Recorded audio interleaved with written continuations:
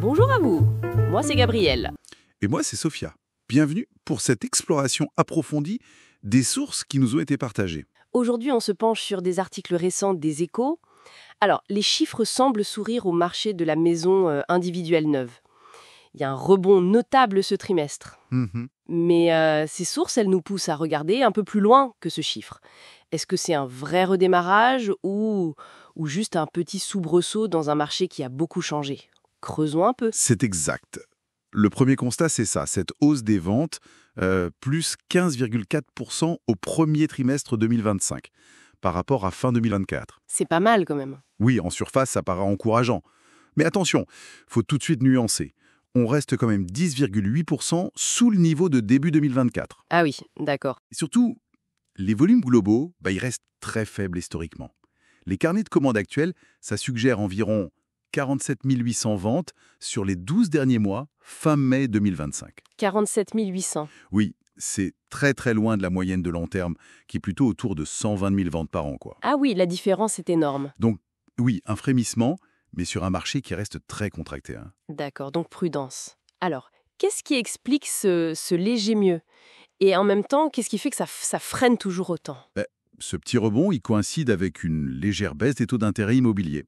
On est passé autour de 3,11% en mai, après les sommets qu'on a connus. Un peu d'air, donc. Voilà, un petit peu.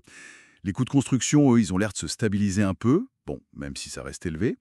Mais à côté de ça, les banques, elles restent très prudentes. Leurs marges sur les nouveaux crédits sont faibles et puis surtout, elles appliquent très rigoureusement les critères d'octroi du HCSF, le Haut Conseil de stabilité financière. Oui, pour éviter le surendettement, notamment. Exactement. Du coup, l'accès au crédit, ça reste un obstacle majeur pour beaucoup. Et au-delà du crédit, le prix même des maisons. Ça doit jouer aussi, j'imagine. Ah oui, ça joue un rôle central. Le prix moyen d'une maison neuve, attention, hors terrain, a encore grimpé de 4,8% sur un an. Encore. Oui, on atteint 207 000 €. C'est fascinant ce contraste en fait. Il y a une demande qui aimerait bien repartir, un peu aidée par la micro-baisse des taux, mais qui se heurte à des prix toujours à la hausse. Et puis bon, au robinet du crédit qui n'est pas grand ouvert. Et face à tout ça, ces contraintes, le marché, il bouge, il s'adapte. On voit des choses émerger. Oui, on voit des adaptations. Par exemple, la construction bois. Ça gagne du terrain, ça représente maintenant 12,6% des maisons individuelles neuves. 12,6%, c'est pas négligeable, hein. On dirait que le bois s'installe durablement. C'est une conséquence assez directe de la réglementation environnementale, la RE 2020. Ah oui. Elle impose des normes bas carbone, donc logiquement, ça favorise les matériaux biosourcés et le bois, c'est un excellent exemple. C'est une réponse vraiment structurelle à cet impératif de décarboner le bâtiment. Et il y a une autre adaptation intéressante que mentionnent les sources, c'est habiter l'existant. L'idée, c'est plus forcément de construire du neuf sur un nouveau terrain, mais d'optimiser ce qui est déjà là. Extension, surélévation. Tout à fait. Et ça explique en partie un autre phénomène, le succès grandissant des studios de jardin. Ah oui, j'ai vu ça. Les articles parlent d'environ 6 000 unités vendues en 2023.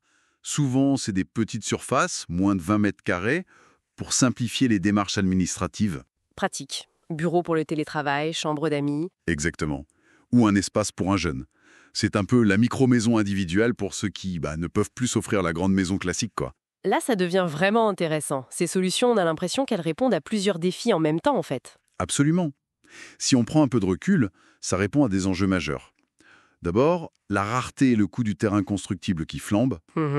Ensuite, les objectifs de zéro artificialisation nette, le ZAN, pour limiter l'étalement urbain. Oui. Et puis, bien sûr, les difficultés d'accès à la propriété pour une maison neuve classique, vu les prix et les conditions de crédit dont on parlait. Donc le bois, l'optimisation de l'existant, tout ça, c'est des réactions assez logiques à ces pressions. Mais cette RE 2020, elle pousse vers le bois, vers l'efficacité, ok, mais elle pose aussi des difficultés concrètes au secteur, non ? J'imagine des surcoûts, des adaptations nécessaires. Effectivement. C'est pas simple, ça peut générer des surcoûts, en tout cas au début, ça demande aux entreprises de monter en compétences. Et puis, il y a un point crucial que soulignaient les sources, le confort d'été. Ah oui, avec les canicules. Voilà. Comment on garantit des logements frais l'été, comme le demande la RE 2020, mais sans utiliser massivement la clim qui consomme énormément d'énergie. C'est un vrai défi technique et économique pour toute la filière. D'accord. Donc, si on essaye de synthétiser tout ça, on a un marché qui donne quelques signes de reprise sur le trimestre. Quelques signes, oui. Voilà. Portés par des adaptations comme le bois, l'optimisation de l'existant, les studios de jardin. Mais en même temps, les volumes globaux restent historiquement bas, le financement c'est toujours compliqué, les prix sont élevés et la nouvelle réglementation, l'ARO 2020, apporte son lot de challenges. Quelle conclusion on en tire alors ? Mais la conclusion, c'est que cette reprise, pour l'instant, elle est vraiment très fragile. Son avenir est incertain. Le cœur du problème, ça reste l'accessibilité financière. Le nerf de la guerre. Exactement. Surtout quand on lit que 60% des acheteurs de maisons neuves, ils ont des revenus inférieurs à 100 000 € par an. Ah oui, quand même. Donc, pour que ce redémarrage se confirme, ça va dépendre crucialement de l'évolution des taux, bien sûr, de la politique des banques. Est-ce qu'elles vont rouvrir un peu plus le robinet du crédit ? Mais aussi de la capacité du secteur à intégrer les exigences de la R 2020 sans que la facture finale pour l'acheteur ne devienne prohibitive. La question de la pérennité de cette embellie, elle reste donc entière. Voilà pour notre décryptage des sources aujourd'hui. Si cette analyse vous a intéressé, vous savez quoi faire, hein ? Le like, l'abonnement, un petit commentaire, ça fait toujours plaisir. Et on vous laisse avec une petite réflexion pour la route. Avec cette tendance à optimiser l'existant, et puis toutes ces contraintes environnementales, foncières qui pèsent de plus en plus, est-ce que la maison de rêve de demain, ça sera moins une construction neuve qu'une réinvention intelligente, performante de ce qui existe déjà ? À méditer.